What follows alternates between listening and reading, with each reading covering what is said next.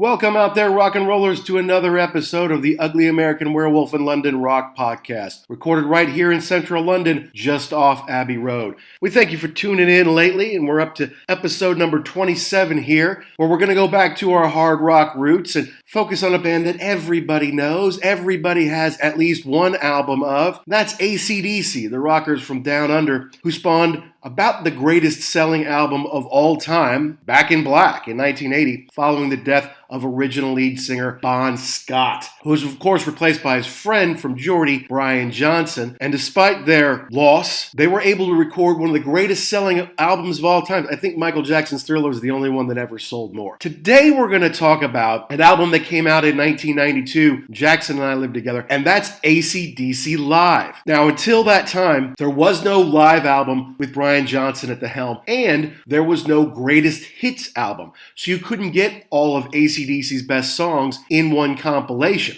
You certainly couldn't get Bon Scott era songs and Brian Johnson era songs in one place. So when AC/DC Live came out, it was a big deal.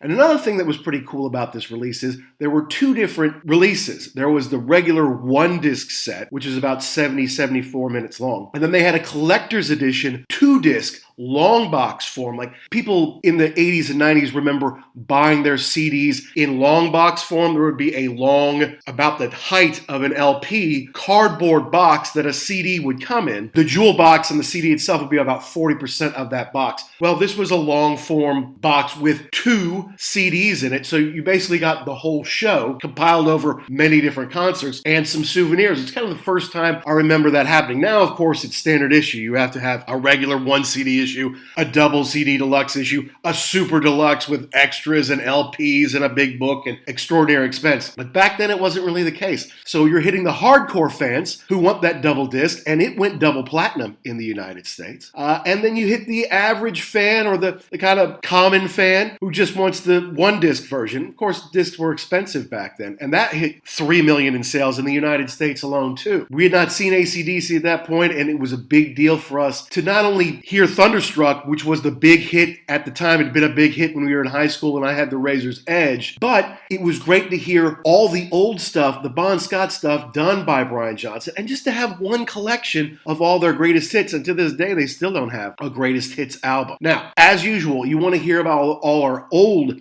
episodes, go to www.uglyamericanwerewolf.libsyn.com, and you can check out all the episodes. Of course, you can download and subscribe on Apple, Spotify, Amazon, anywhere you get your podcasts. And please let us know what you want to know about, what questions you have about the episodes, or what bands and records you want to hear about. You can follow us at ugly_werewolf or at ActionJack72. So get on your English schoolboy outfits and get ready to rock and roll with AC/DC here on The Wolf.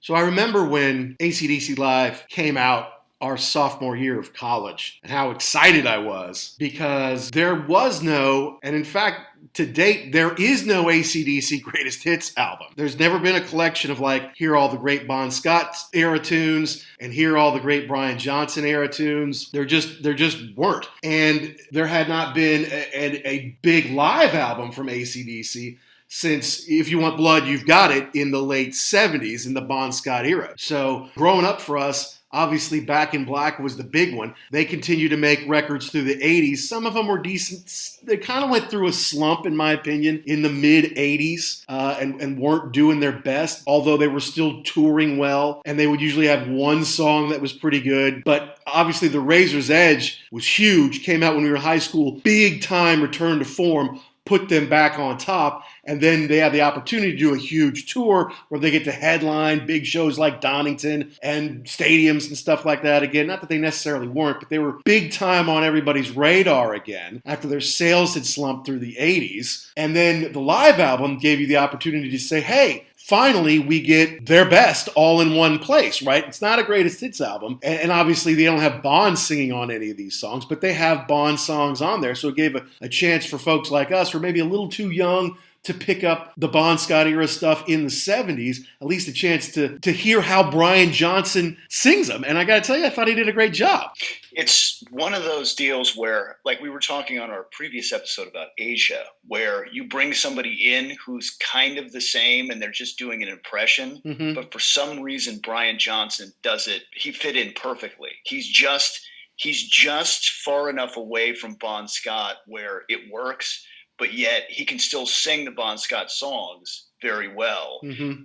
Probably the biggest thing is that his first record, Back in Black, was a monster hit. So he immediately cemented himself as the new guy in the band. They did put out, in 1986, they put out Who Made Who, right, which was kind of a greatest hits, but it also was kind of not very good because it didn't have the big tracks on there. So it was like, I don't know what you're doing. So you're correct. This was the first time you had a kind of a definitive collection of AC/DC's greatest hits. And you were talking about them. This is the crazy part about AC/DC. You were talking about them falling off in the 80s. Mm-hmm. I don't really remember anything past or after not Hell's Bells. For Those About to Rock. Mm-hmm. Okay, and then Who Made Who was a pretty big hit. But yeah, but then they all sold over 1 million copies. So people love this band. They will buy anything that AC/DC puts out. But in 1991, I was minding my own business, listening to my radio. And my old buddy, Mike Lapatino, mm-hmm. from 99 Rock WPLR in New Haven, broke into a song. I don't even remember what the song was. It might have been Phil Collins. Sorry, Phil. And said, AC/DC has a new record out. It's called The Razor's Edge. This is the first single, Thunderstruck. And he played it, and it was awesome. And then at the end, he said, I'm playing that again. And they did it again. It was a huge record. And this concert at the Donington Festival, which happens every year, was massive. And they were the headliners. They were back. And actually, if you could, this is definitely one of the things on my time machine list of things to do is to go back to this show, because it was AC/DC for The Razor's Edge, mm-hmm. Metallica for the Black Album, Motley Crue for Dr. Feelgood, and then I think it was Queensryche for Empire.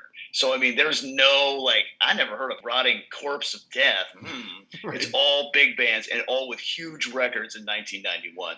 So, yeah, this was fantastic. We listened to it 1 million times, and it was just enough of the new stuff and the old stuff to give you, like you said, not a greatest hits, really, but yes, a greatest hits. Yeah, and you bring up a good point. Touring on a big record makes a huge difference in the show. If AC/DC had come out with Razor's Edge and it didn't have Thunderstruck and it didn't have Money Talks and it didn't have Are You Ready and some of the hits that came off of there, AC/DC still has an incredible catalog. They could have played a couple of songs off the new record, and maybe those are songs where you go get a beer, go to the bathroom or something like that.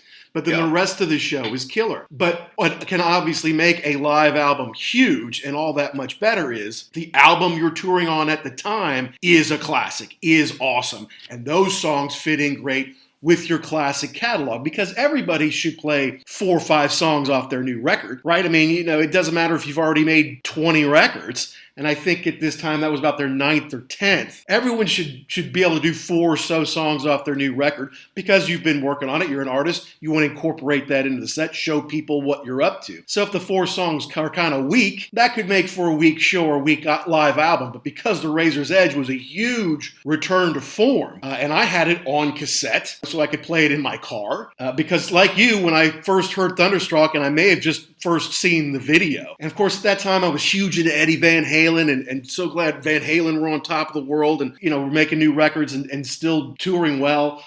But to hear that opening of Thunderstruck from Angus, when he's just kind of tapping and picking off at the beginning, I'm like, whoa, that's unbelievable, man. I didn't know anyone could do that, because it wasn't, Van Halen taps, but he doesn't pick off all the time like that. It was amazing. It was new and it was cool. It sounds like he's playing 1,000 notes at a time. If you watch the video, they've got a camera on the neck, so you can see him playing it.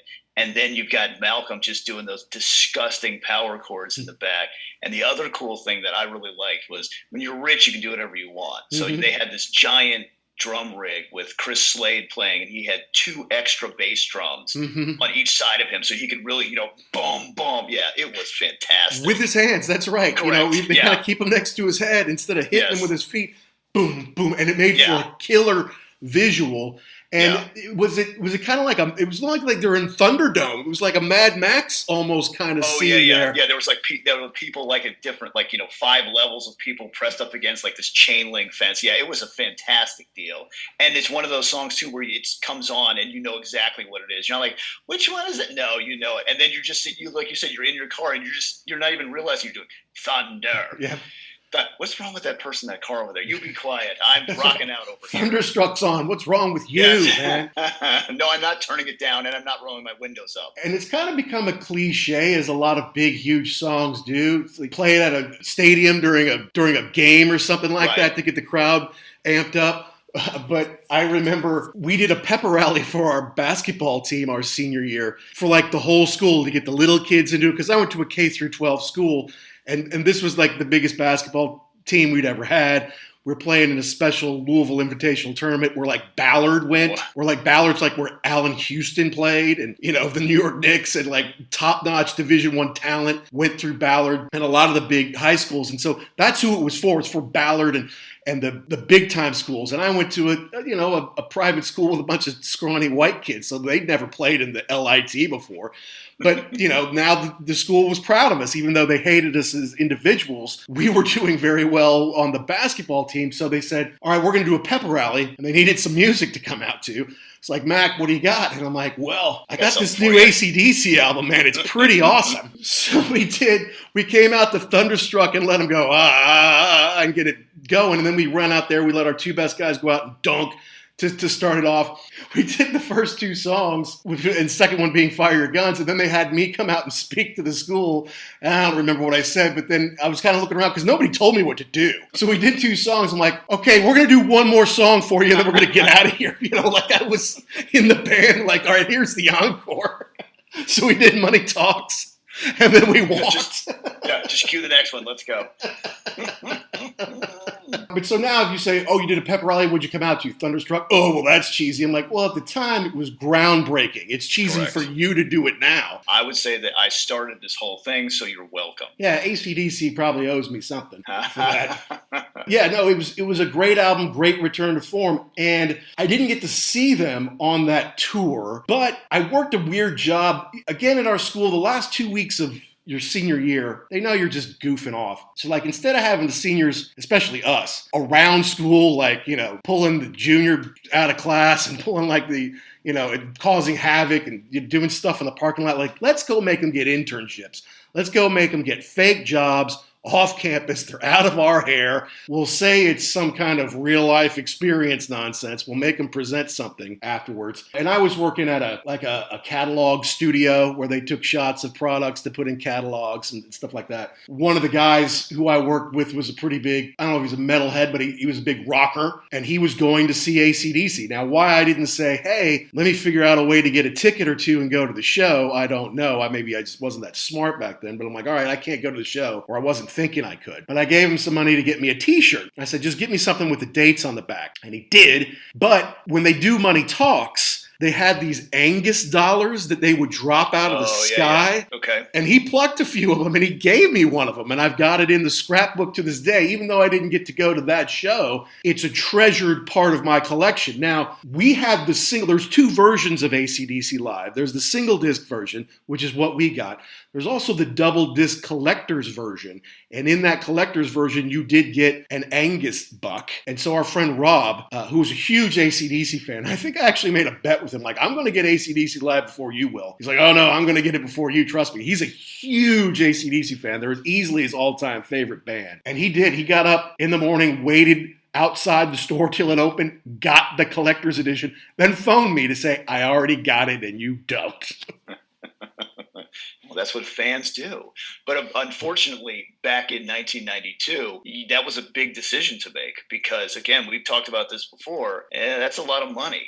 The 1 to the 2 discer. It was actually kind of cool that they did that because a lot of people probably couldn't have afforded the 2 discer. Mm-hmm. So the single one, while it was not everything, it's still, it's got 14 tracks on it. It's pretty cool. But yes, for somebody like Rob, who needs to get the whole thing, That's pretty cool too, because it gives you extra stuff. The other kind of cool thing too about this, now that I'm looking at the set list, it's not all from Donington. Right. So that's kind of cool, because you could say, I didn't go to Donington, but I was at, let's see, NEC Birmingham, England. I saw that show. So that was the one that I was at. So that's kind of a cool thing too. I know Iron Maiden does that on a couple of their live discs, where they do it from, that's not all the same show. It's different ones throughout the tour.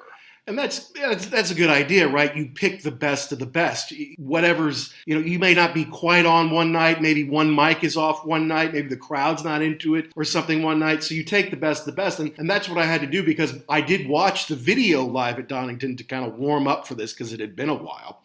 Yeah. And I remember it sounds different than the record. I'm like, well, yeah, that's because they're taking stuff. They did 2 nights in Birmingham. Some of those they got from an airfield in Russia. There's some stuff they got from Canada, at a different part of the tour. So yeah, take the best of the best and meld it all together into one awesome package for sure. Yeah, but I mean, you're right. I mean, it was like $30. And when you're a student, $30, which in today's money's got to be $75, something like that for 2 discs. That's a big commitment. And I like AC/DC, but at that point I had 0 AC/DC discs. I had 1 Back in Black that I taped on a blank cassette, on half of a blank cassette. And then I had 1, The Razor's Edge, which I had bought on cassette because, the cassette was only $8, whereas the CD was $15. And if I only liked Thunderstruck, which is kind of, I bought it before the others came out. Mm-hmm. If I only liked Thunderstruck, well, maybe I don't want to spend all that on a CD, So nowadays, of course, it's a no-brainer. If they had a 5-disc version, I'd buy it. Correct. But a lot of times, too, I think this was also kind of the beginning part of the putting CDs out, that they were relatively inexpensive, and so you could do something like this. Whereas before, I mean, the 1 disc would have been $50 and nobody would have bought it at all. So it was kind of that first foray into, we'll give you a couple of different packages here. And like I said, kudos to the band, because had it just been the 2-disc set, we probably wouldn't have had it at all. We had to go listen to, beg Rob to listen to it. Right, he would have been a jerk about it. It would have been like you and I would go in together on it, and you get one and I get the other, and then, we move away from each other at the end of the year. I'm like, well, who gets disc 1 and who gets disc 2? That'd be a fight. Who got the Angus buck? That would have been the big thing. That would have been. Although since I had one, I would probably let you had that. But then I would be like, all right, but I get to pick which disc I want, right? So, And the other great thing about the 2 discs is, I mean, the first one, the 1-discer, has, I think, about 5 of the 14 songs are Bon Scott era songs. But the second one, it's more even. It's like 10 or 11 of the 23 total songs represent the Bon Scott era. And honestly, I really don't understand why at this point they haven't done like a best of both worlds greatest hits disc set, where one is Bon stuff and the other's Brian Johnson. Or, you could do more than that. I know that hardcore AC/DC fans will tell you there's a lot more than just 2 discs worth of greatest hits. And even the ones in the 80s that we don't necessarily like a whole lot, like Flick the Switch, Fly on the Wall, Blow Up Your Video. Some people will swear up and down that there's awesome songs on all those. It's AC/DC. And it is always going to be good to a degree, but it didn't strike in the heart the way a lot of the old Bon Scott stuff did. And then, of course, Back in Black was enormous. And For Those About to Rock. I think I don't want to say problem, but I think the issue is that they've sold, I think, in excess of like 200 million records. And so I'm probably thinking they don't care. Like, we know you're going to buy our stuff, so why should I? But that would be a great idea, just kind of as fan service. But it like I said, it's insane to me to think that even those records that you were talking about, Flick the Switch and Fly on the Wall, they still sold a ton of copies. They did. This band has got the secret sauce figured out, and that's always kind of been the dig against AC/DC. Like, oh, it's so easy. Well, they just play easy songs. Okay, first of all, I don't think that's true. I think if you get into it, that's not true. And then the second thing is, if it's so easy, why didn't you do it? Right. How come nobody else does it? And there's a band called Airborne, and I believe they're from Australia, and they're pretty good. They sound a lot like AC/DC, and they haven't sold nearly as many copies. And Back in Black, I think in the world, the albums that have sold more than Back in Black or like Michael Jackson's Thriller, and that's the list. Yeah. And in the America, I think it's like Thriller, Eagles' Greatest Hits Volume 1, maybe Hotel California. But yeah, I mean, worldwide, you can't have a bigger hit than that. Metallica's Black Album would love to sell as many as Back in Black. Yeah. And I remember I was having a conversation with somebody one time, and it was one of those like, well, who doesn't have Back in Black? How can they still sell copies? And I can't remember who it was, but the other person was like, you have to understand that every year there's a new crop of 14-year-old boys. That's right. Or 15 or whatever, and you say, this is the greatest thing I've ever heard, because you could listen to this record, Back in Black, and pick up your guitar and put something out that sounds relatively like that pretty easily. You're not going to put out the Yes stuff. You're not going to put out King Crimson in 2 seconds. AC/DC, you learn a couple of chords, you can at least say, hey, I can play this. So I think it strikes a chord with people everywhere. I mean, I've seen interviews with Angus Young's guitar tech, and he doesn't have any effects. He has the wireless and the Marshall amps, and that's it. He's got 2 guitars. Number 1, and if it breaks, there's a number 2, but only long enough to get number 1 back on in service back online, again. yeah.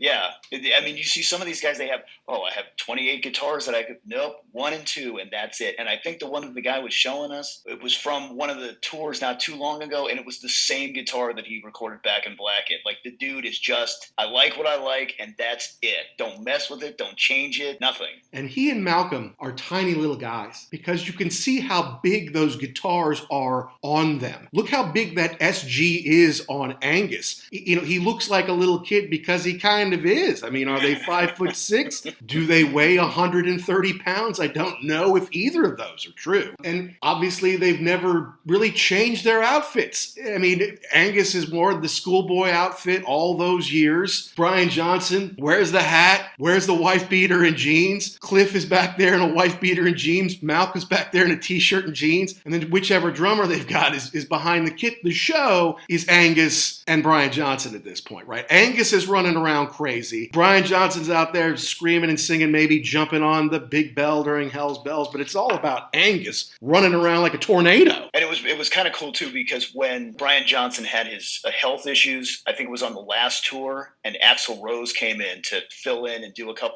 I saw a couple videos of that, and they said it's insane to watch that, because even Axl Rose knows when it's time to just step back, step out, and let Angus do his thing, run around and be crazy. Like, it's his show. And even somebody like that, you realize how it goes. But the cool part is that everybody else in the band, they know that. There is no, Malcolm Young's thing was he didn't even have a wireless. He just had a cord into the Gretsch that he played. He took out 2 pickups. I don't need 2 pickups. I only need 1 pickup. Right. He stands in front of the drum riser, takes his 3 steps up, sings the background, takes 3 steps back. And I was watching an interview with Scott Ian from Anthrax, and he was saying, if you think that's easy, you're wrong, because the way that he plays those chords, like he is digging into the guitar. And Stevie Young said, who took over for him now, who's their nephew, but he's only like 2 years younger than Malcolm, because I think the older brother was born a long time ago. But anyway, he's got these giant picks, like these thick, the thickest pick,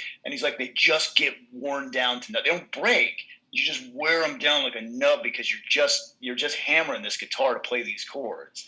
And the cool part about it is when you listen to them, okay, if you're in the rhythm section of AC/DC, your mistakes, not going to happen. Right. Like a metronome. Everything has to be perfect so that he can go out there and run all over the place and do the Three Stooges, laying on the ground, running around. That's what you're there for. You're there to to showcase him. Yeah, no doubt about it. And I used to say, I still kind of do, like Cliff Williams, the bass player, has the greatest job in rock and roll, because you don't have to be Chris Squire to play in AC/DC. You don't have to know all these amazing different chord key changes and signatures and stuff like that. And you sit in front of your amps, just plug it away. You take 4 steps up to the microphone to sing TNT or whatever it might be. You turn around, you walk back, and then you're doing the same thing again. And then when Angus is running around up top doing his little stripper dance or whatever he's doing, kind of thing, then he knows that it's time I can break out a smoke. I got 2.5, 3 minutes here. I'll just have a smoke. I'll chill out and wait till the next one starts up. But you're right in that you can't miss. you can't be off. You can't be a half step behind. There is a rhythm to this that has to be maintained. And yes, Angus starts the songs and he finishes the songs. When he runs up and jumps, then it's time to end that one. He's in charge of all that. But in the meantime, you have to be on. And whether it's Phil Rudd or in this case, it was Chris Slade, who was awesome, a great addition to them and great visually for them. Like you say, those two big bass drums he could hit with his hands made for a cool video and makes for a cool visual during the show. This may have been the best live incarnation of AC/DC, minus the Bon Scott years. In the last 40 years, that may have been the best live version of that. And Chris Slade was cool too, because that was before like bald guys started to become. So he was like this weird, you said everybody else was tiny, so he would look big regardless. Right. But yeah, just who is this guy? This totally bald-headed dude just beating these drums. Yeah, and the sound on it, and that's a whole other thing you can go into as far as like how live is this record really? It sounds fantastic though. That's to me that's the bottom line. And yeah, to see them live and then go into the for those about to rock.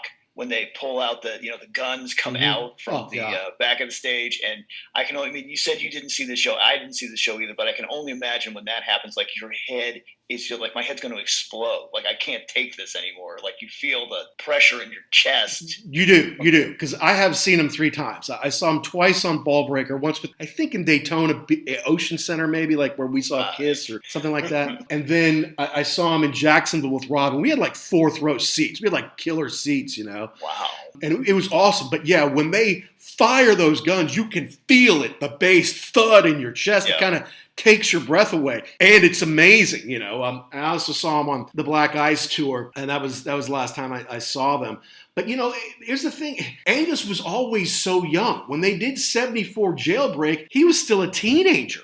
So fast forward another 17 years, he's in his mid-30s. In 1991, 1992. He's still a young man. We're used to at this point, and the other guys in the band were in their 40s. And of course, at this point, we're used to, the Who are in their 40s, the Stones are in their 40s. And now, at this point in our lives, we're used to our rock heroes being in their 60s, 70s, or dead, But Angus was still a pretty young man back then and still able to run around crazy like that on stage. And it's always been a good show, but I just feel like they captured something there because even if you did a great tour in like 1988 or 1986 or 7, whatever your new record was at the time wasn't that great. Right. But Razor's Edge was great. And on the double live, there are 5 songs from the new record on there to go along with the classic Brian Johnson's and the classic Bon Scott. I just think it all fell together in a great moment in time for them. I think you're right. I think people would have shown up even if they told you we're not going to play anything that's not off this record. I think people still would have shown up to this show because that record was that strong. And then to have the back catalog stuff too. And then because I remember when I was a kid, I would hear Highway to Hell, and they would say, "Well, that's not the same guy." I'm like, "It's not because it sounds." It's close. Really? Yeah. So yeah, he can do the old stuff and just make it that show that you would have even if so it was the Donington show. Even if it was just AC/DC, you still would have said that was fantastic. Yeah, I think you're right. It does help when you've got strong new material. And you're right. In 1991, AC/DC was still a very viable band. It wasn't like they're trotting out again for their millionth time. This is our farewell tour. I promise this time. Wink. No, this was still, they were on MTV, they were on the radio. This was a huge tour. That was the best thing they'd done in 10 years. Look, Highway to Hell was huge for them. Bon Scott's last album, obviously. But the first one, produced by Mutt Lange. Mutt Lange, of course, who went on to fame and fortune working with Def Leppard and his wife at the time, Shania Twain. And while we consider him, he was the AC/DC Def Leppard guy, the Shania Twain, Britney Spears, that stuff is probably where he made a ton of money and continues to, I suppose. He's kind of a bit of a recluse. He's definitely a private guy. Yeah. But, he did incredible work for Def Leppard and AC/DC. So he took AC/DC to a higher level on Highway to Hell. And then he was around for Back in Black, one of the #1 selling albums of all time, top 5 in the world all time. And then he stuck around for Those About to Rock. That was the next year in 1981. You figure in 3 years, they made Highway to Hell, Back in Black, and For Those About to Rock while losing their lead singer. That's kind of unbelievable. Obviously, there's going to be some kind of drop-off at some point. And even For Those About to Rock didn't sell nearly as well as Back in Black, but that one song alone is obviously a classic. Correct. I tell my wife, that's me all the time. Are you rocking? I'm about to rock. Okay, so just give me a minute here. But yeah, I can't even imagine, especially losing Bon Scott, who was such Angus is always going to be the anchor, but I mean, he was just the front man of front men. There's a great Top of the Pops or something like that, that they played on, where they played Long Way to the Top. Yeah. And it was one of those deals where it was pre-recorded, and you can tell it's pre-recorded, but Bon Scott, if you listen carefully, is actually yelling louder than the backing track. He's actually saying, you can hear it, like, only that dude would say, you know what? I don't care what you say. I'm singing it anyway. So just a character. Oh, yeah. And then to have him pass away after we've made it. We put out 3 or 4 records. Highway to Hell is huge. He's dead. We got to start all over again. Well, this is going to be even bigger. There's no way. There's just no way. I would bet you that's never happened ever, anytime. I mean, if you part ways with somebody, that's one thing. But to have somebody die unexpectedly like that. Right. Yeah. And it means there's no reconciliation, right? If David Lee Roth leaves Van Halen, okay, you can hate Sammy Hagar and wait for the day that Dave comes back to the band. Correct. But when Bon dies, there's nowhere for you to go. You have to move on. You have to get somebody else. And Brian Johnson was a friend and fan of Bon Scott's. It's not like he wanted to replace him. He wanted Bon to go on, but that wasn't an option. So they said, look, you're the man for the job. Come in and do this. And Angus and Malcolm, along with Bon Scott, had written, for the most part, all of AC/DC's songs previous to Back in Black. So now Back in Black, they come in and they're like, okay, Brian, you're going to write with us, the two of us. And, I've told you about the great podcast, The Rock on Tours, with Gary Kemp and Guy Pratt. Yes. They had Brian Johnson on a couple of weeks back. He's always a fantastic interview. Just seems like salt of the earth, great guy.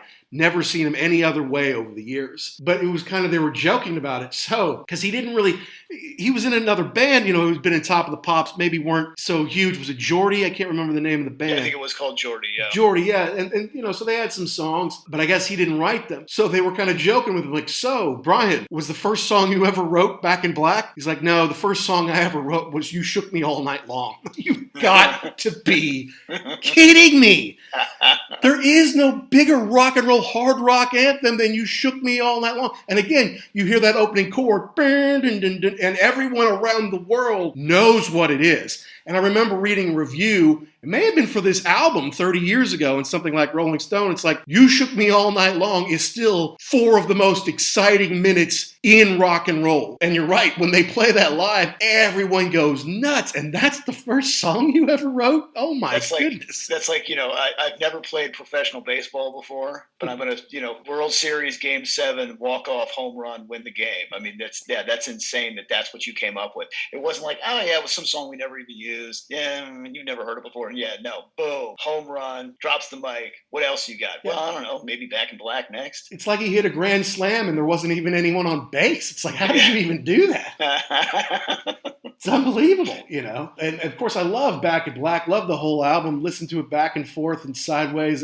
any way that I can, And so they 3 basically wrote all the songs throughout the 80s with various degrees of success. And, Who Made Who, like you said, it was part of the soundtrack to the Stephen King movie where some kind of, was it a asteroid or something came too close to the Earth and it caused all the machines to not only become intelligent but also murderously evil and wanted to kill all the people, right? So that is correct. Yeah, so premise of some of Stephen King's movies are more believable than others. I love The Stand, which kind of makes some sense in the era we live in right now. But the Maximum Overdrive was kind of like, yeah, a meteor made all the cars want to kill us.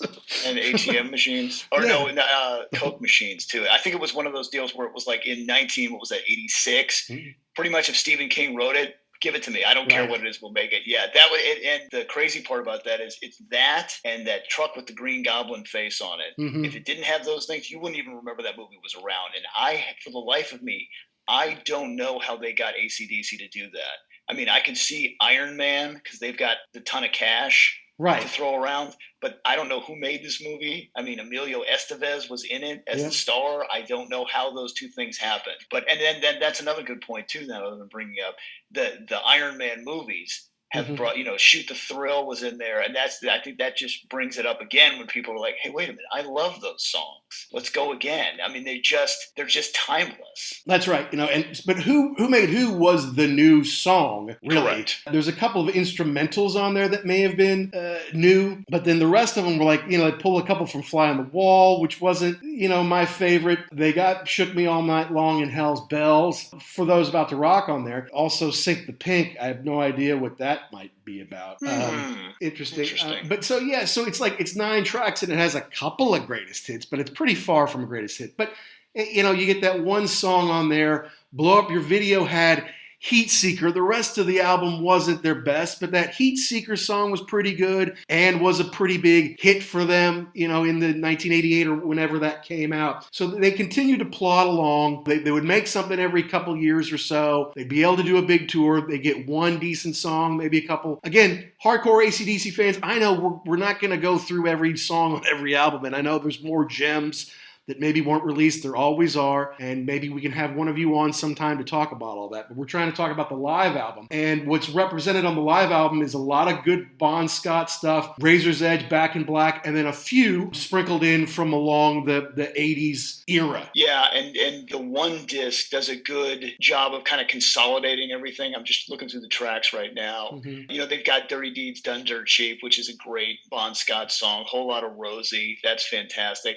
And I think that was the big problem that I had going back to Who Made Who. It was like, oh, it's greatest hits. Well, if you don't have Bon Scott songs on there, it's not a greatest hit. So this was now incorporating that. It's live, so the fact that it's Brian Johnson's voice is okay because it's not going to sound the same anyway. And then yes, the 2 disc goes into more of the gems on here. And I'm trying to see if there's anything. There's really not anything that I don't recognize on here. No. On the second one, so it's pretty cool. And then it's cool that they start with Thunderstruck because that's fantastic. And then how are we going to end this up? Might as well just go for those about to rock because you haven't had enough already. We're just going to pound you into the ground with this last song. And I can imagine that people just kind of drag themselves out of that castle like.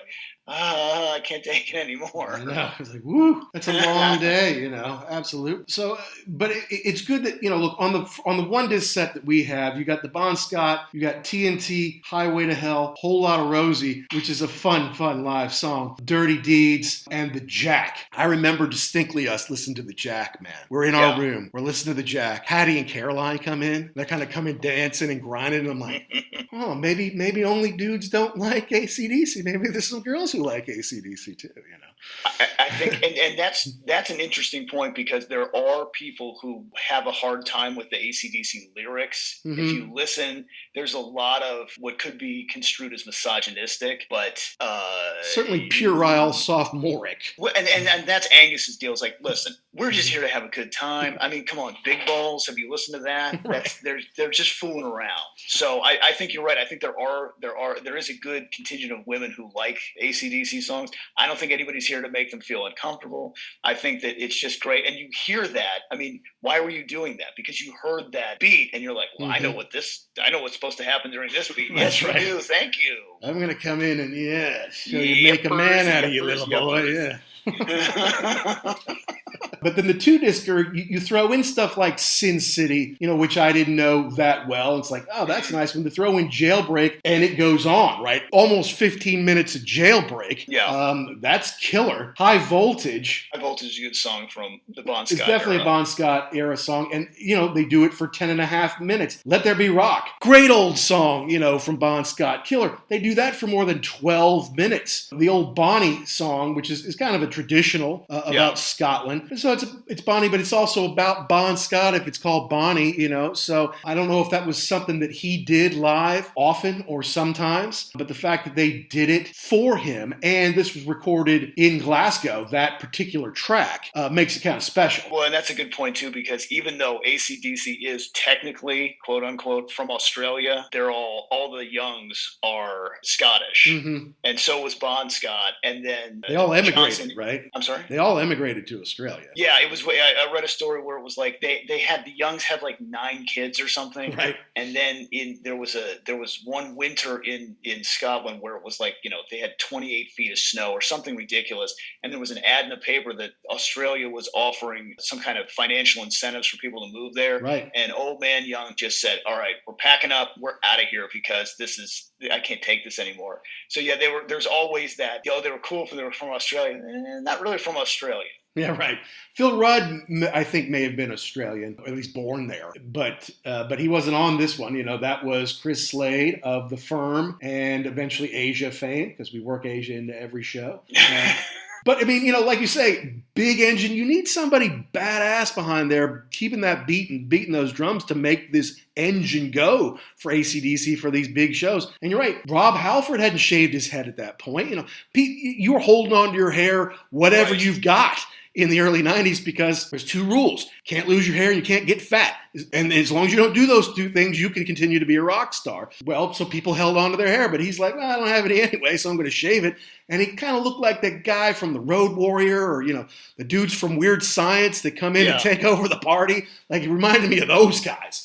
Well, yeah, because he didn't have, if I remember correctly, he didn't have a beard or anything. Like, he was just totally just Mr. Clean Balls. And it was striking to see, what happened to that guy? Because you're right, at that point in time, everybody, even if you were holding on by a straw, you still had some kind of hair, comb over. No offense to Mr. Brian Johnson, but he's always got his Andy Cap hat on. So, Or the Edge always has, some kind of bandana or half hat on. It's like, I know why you're wearing that. not to be a jerk, but I know why. So what was your favorite from it? I mean, having Thunderstruck and then having it live, that's great. But it's like, I just bought that album like a year or 2 before. What was your favorite off of it? Yeah, I don't know. I think I really like Highway to Hell, only because it was I had never heard it live before. Mm-hmm. It was now 10, 11 years old at that point in almost time. 15, yeah. Yeah. So I mean, that was cool, and to hear him do that was really cool.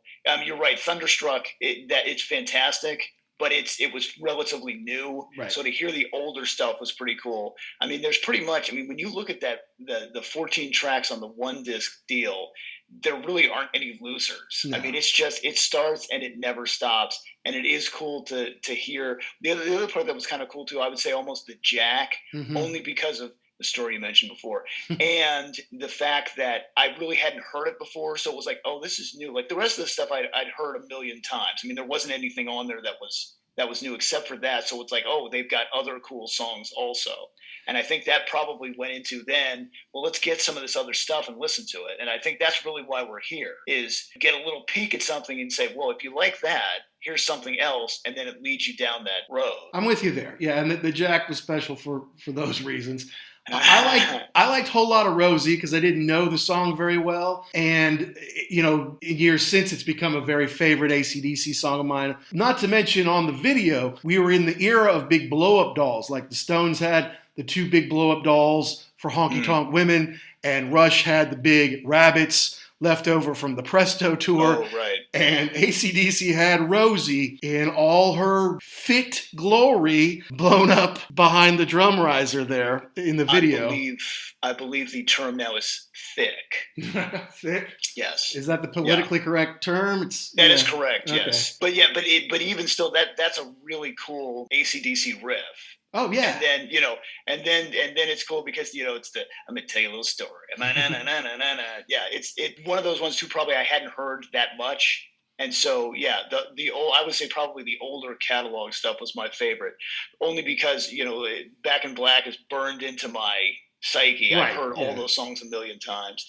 Hell's Bells, and then Who Made Who wasn't that old at that point in time. So yeah, I definitely like the older stuff better. But Shoot the Thrill I liked a lot. It's off Back in Black, but it's great because it's got the big heavy riff, but then in the middle they pull it back a little bit, right? They slow it down. You just got that sparse Angus guitar, and they start building it back up, and then shoot ya, and he's jamming it like that's great, and like that's the second song. They follow up Thunderstruck with Shoot the Thrill. That's pretty big time. And then I liked Heat Seeker. I remember when Heat Seeker came out, the video came out, we were in high school. I'm like, okay, yeah, that's AC/DC. It's because it's a short song, right? It's 3.5 minutes long. It's like come in, hit you in the face, Heat Seeker. It just kind of fit in well. I remember just enjoying being able to listen to all this stuff. I also love TNT. We're doing oi, oi. Yeah.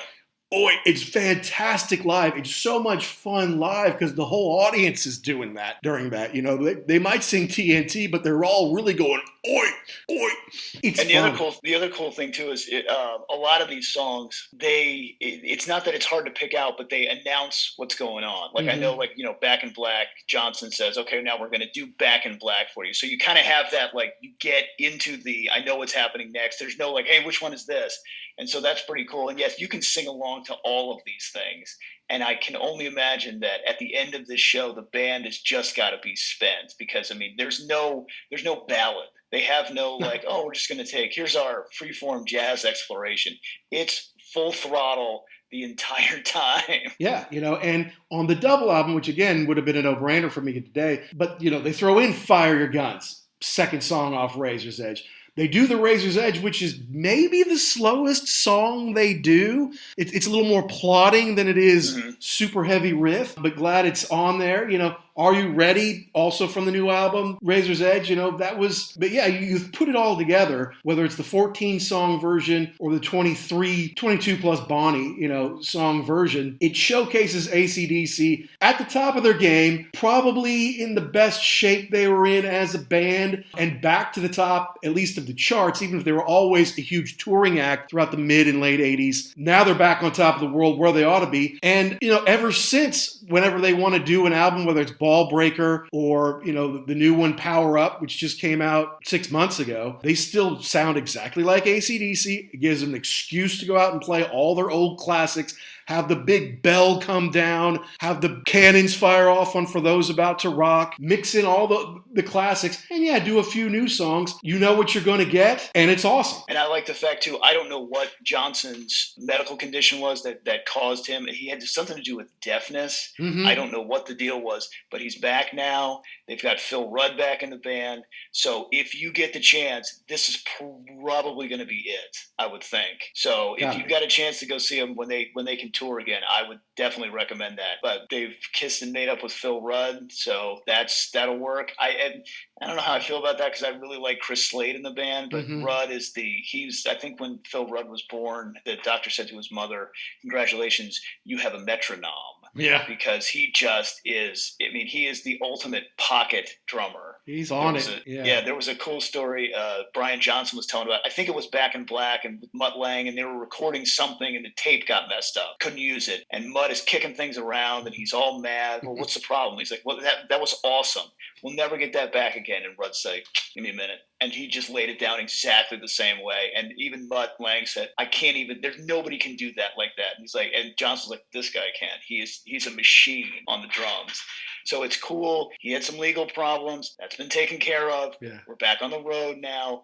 Unfortunately, Malcolm Young is no longer with us, but apparently Stevie Young does a pretty good job of filling in for him. So this is as close to the Highway to Hell, Back in Black lineup as you're going to get ever again. Yeah, I mean, imagine you're a kid, Stevie Young, and you're growing up and your uncles are Malcolm and Angus Young, man. That's unbelievable. Of course, you learn how to play all that stuff. Every kid in Australia does. You can do it sitting at their feet. Glad Brian's back in the band. All due respect to Axl. I'm not going to go see that. You know, I'm not dying to see Guns N' Roses, but I really don't want to see Axl do AC/DC. I want to see Brian Johnson do it. So, you know, and Cliff retired and then unretired. Like Cliff was like, I'm done. And he's like, okay, we've got another number one album around the world. And it did. Power Up went number one all over the planet. Yeah. In November. It's after 50 years, they still go to number one everywhere. And I got it. You know, I picked it up, or maybe Santa Brant brought it to me. I can't remember, but I put it on now and then, not for nostalgia reasons, because I want to hear something new but familiar. And it sounds like AC/DC. The other fact of the matter is Malcolm helped write those songs. Like, he was sick for a while, but he helped write those songs. So this was not just like we're going to continue on without him. It's like, no, Malcolm contributed to this, and we want his work to get what it deserves. We want the people to hear it, you know, because the change they made for the Razor's Edge was Angus and Malcolm stopped producing the records. Mutt left after For Those About to Rock. Then Malcolm and Angus produced for a while. Then they went back to George, their brother. It was Harry Vanda or something like that.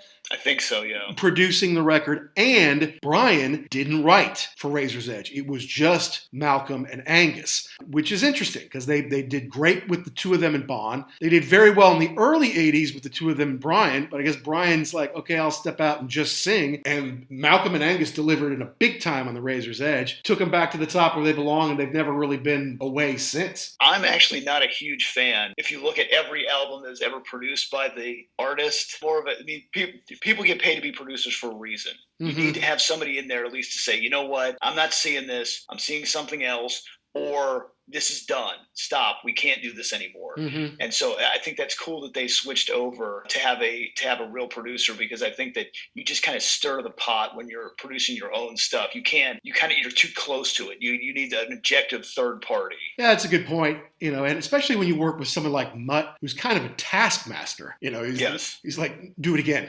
Famously. Do it again.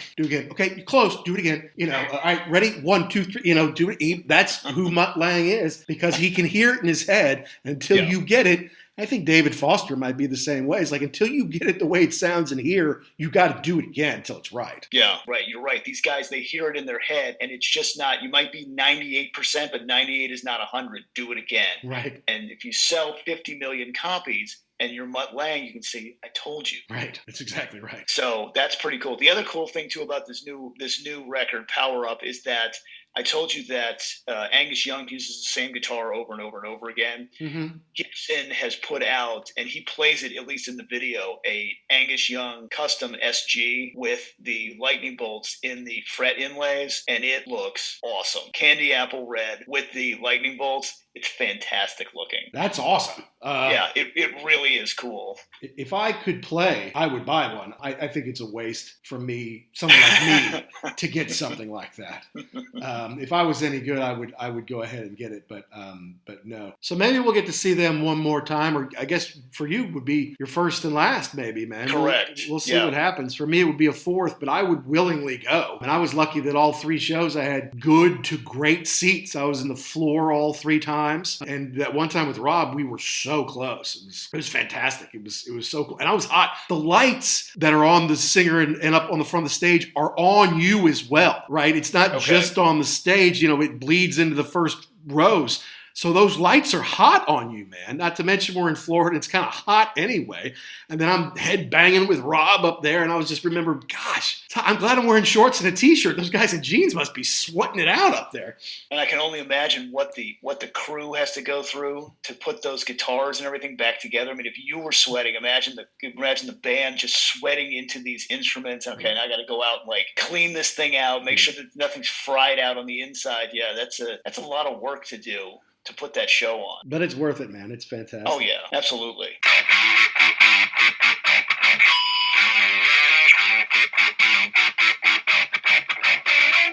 Well, thanks once again for tuning in to the Ugly American Werewolf in London Rock podcast, folks. I hope you enjoyed listening to our take on AC/DC live. And I hope that if you've never seen AC/DC, you really make the effort take the opportunity in 2021 or 2022 or whenever we're going to be able to see live concerts again. I guarantee you they want to tour. They want to show Power Up. Don't miss it, because it might just be the last time, and it's a heck of a lot of fun. It's a great show, and I'll go see them if you will. Next week, we go back to our prog roots. We're going to go deep dive into Selling England by the Pound, the 1973 album by Genesis that some people say is their best ever. And it's not one we knew growing up. It's one that we've come into lately as we've come to appreciate the greatness of Steve Hackett and the progginess of early Genesis from the 70s. When we speak about a little bit on episodes 5 and 6, where we do a deep dive on Steve Hackett and Genesis, we're going to go song by song and talk about Selling England by the Pound in depth. So until then, did we get something right? Did we get something wrong? Did we miss the point? You have to tell us. Let us know what you want to hear about. Tweet us at ugly_werewolf or at ActionJack72. Until next time, rock and rollers all over the world, be cool and stay safe.